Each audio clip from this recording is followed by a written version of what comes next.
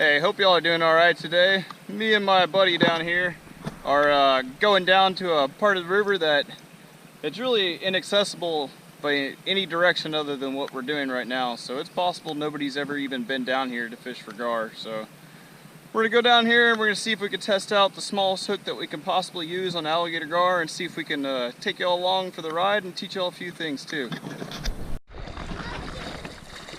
Well, when I asked Marlon today what he wanted to do, he told me he wanted to go exploring, so we're definitely doing that. We went a couple miles down rapids and shallow water only to find that there was no deep water, so now we're going back up the same rapids in shallow water.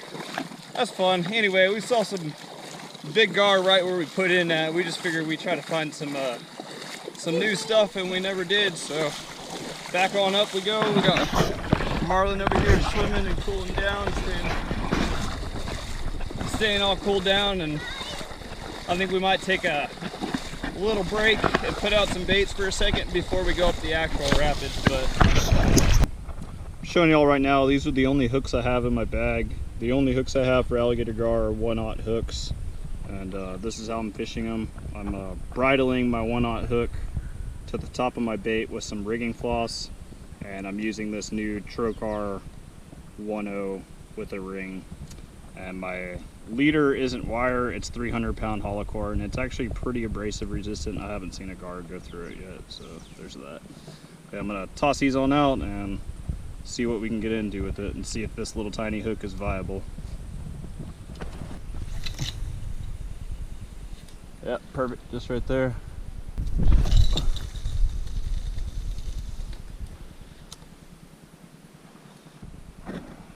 Alright, so me and my buddy here, Marlon, are hanging out and we're waiting for a bite.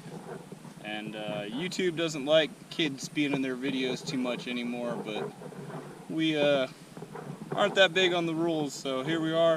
Of course, I'm not going to stop fishing with my son for anything, so that's one of the main reasons I haven't filmed lately, is because of all that. But we've been fishing, we've been catching big fish, and we've been having a good time, and that's what matters. Alright, we've been sitting here for probably over an hour and we finally got our first run. You can see there the line coming off the reel.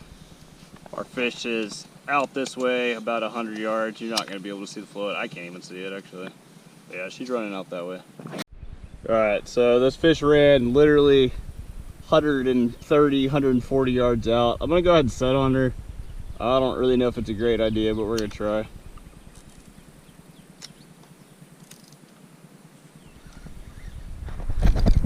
That's a big fish. Yeah.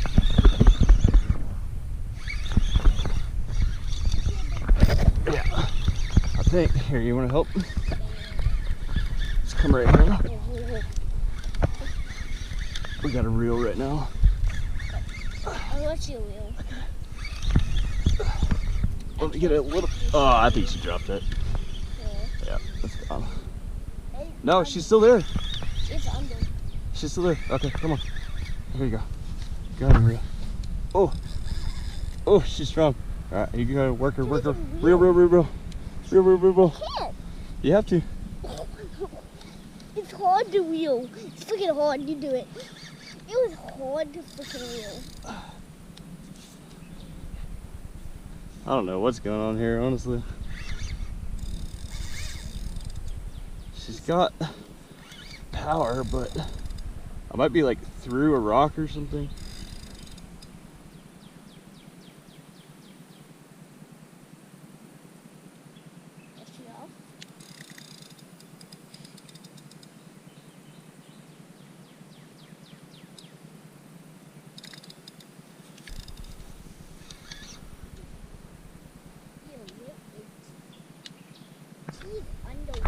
Damn, broke.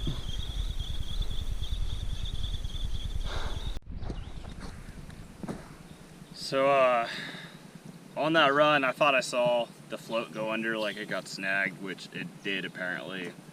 We got in a pretty good fight with that last fish and eventually she snagged up into, I guess, a tree or something and broke us off.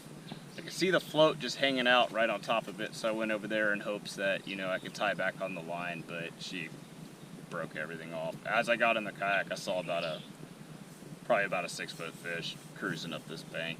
She rolled with her mouth open, which it might have been the one we had on. I mean, that's a pretty good fight, but not the absolute giant we're after, and I hate to break fish off, but you know, it is what it is.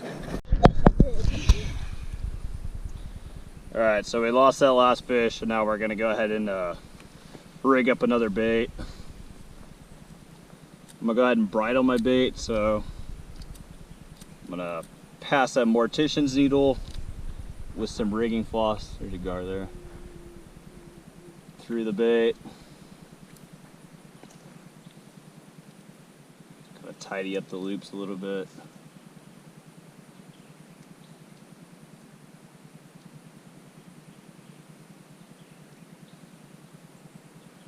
And then I'm just gonna take my hook and I'm gonna grab one side.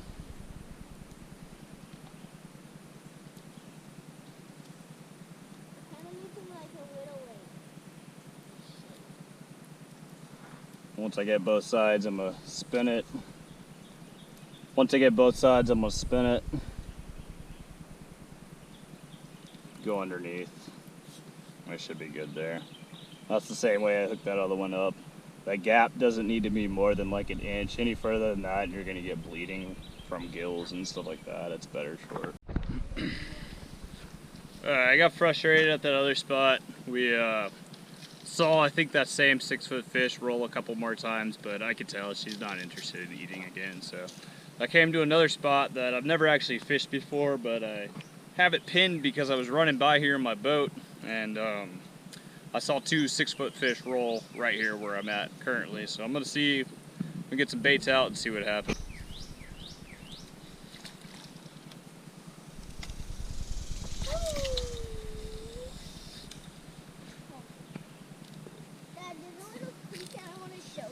Alright, let's go check it out in a minute, okay?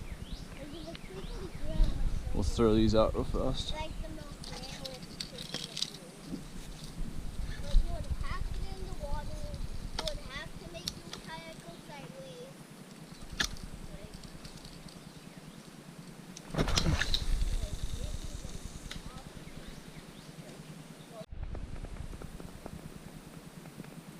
We're getting a run on the lighter rod.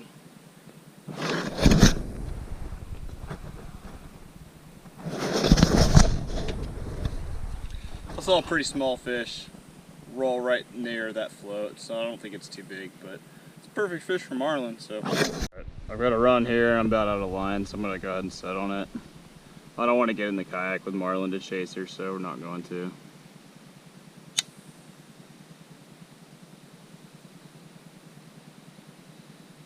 She dropped it. Dropped.